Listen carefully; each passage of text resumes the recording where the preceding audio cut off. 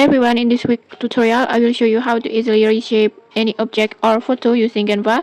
This tool is super handy for creating creative layouts or maybe unique cutouts or custom shapes without any complicated editing.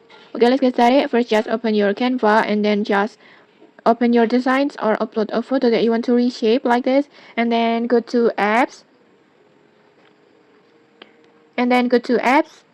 like this, and then just search for reshape and then just choose this app, and then in here just tap on your image like this, and then in here you will see a different style options. Just pick these styles that you want to use, just choose one.